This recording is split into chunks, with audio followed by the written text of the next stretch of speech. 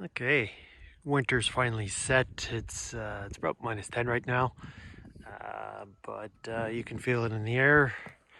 It's drier, cold, but we've had a bit of snow, so you can see I haven't wrapped everything up. So that's what I'm going to do today. I'm going to just clean some of the snow off, put my bubble foil wrap first, and then add a bit of styrofoam and plywood around the east, west, and north sides.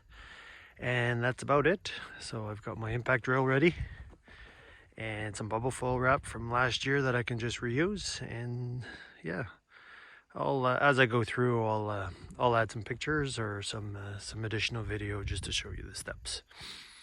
The inserts are still in, and like usual, I typically check for bee mortality out front of the hive. It's minor now. I've seen a couple bees fly out, and I guess once I'm done, I'm gonna put some the plywood on the front entrances just to stop the any cleansing flights and flying out from now on. Because yeah, unless we get some warm temperatures, there's no point allowing the bees to fly out. So.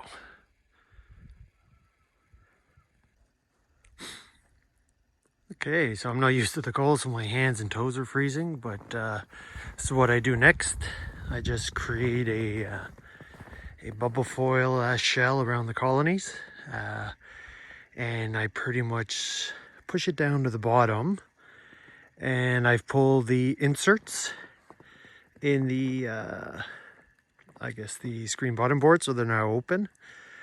I'm just gonna make sure everything's pushed and as low as possible, and then I'm gonna add a piece of styrofoam to the back and to the sides, and that's pretty much it. And so it's to help with wind and just create a shared bubble there. So up front here, I'll have to just once I get my toes warm, fingers warm, I'll just have to fix the seal down there.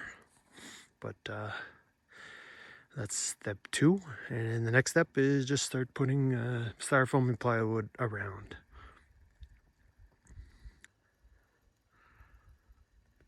Okay, so I put the plywood around the structure. It's like 2-3 screws into my base, nothing too fancy. I've got a few little things left to do. Like I said, you'll notice that I just propped because I've got a lot of styrofoam, so just propped a piece of styrofoam here, left about 4 or 5 inches below it along the sidewall, so that's where the condensation would happen. And I'm gonna go find another piece of styrofoam there, 2 feet by 2 inch thick, just to fill this cavity in. And then I'll just use a 1x4 to basically wedge it against the sidewall. And yeah, so already the bees are starting to react. So I did disturb them, so they are in high heat mode. But once they settle down there, I'll grab some temperatures. But already some of my older sensors I had in this single here, I still have a few in there, but I guess the old ones, the original ones aren't the best.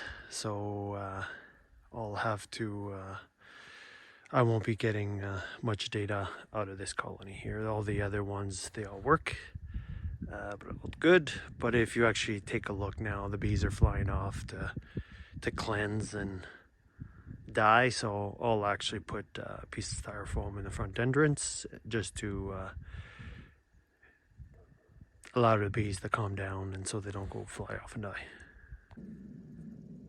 Okay, all done. So I added some styrofoam out front. Typically don't do that, but it won't hurt. I'll just basically keep them calmer, reduce the heat loss, and should reduce the condensation too, and the plywood just to keep the bees from cleansing and dying. So yep, all done for the winter. All I can do now is wait. I will collect some temperatures. If I do find some decent CO2 monitors, I can access. So what I'll do is I'll pick either this one or this one, and I'll put the sensors in the top cavity.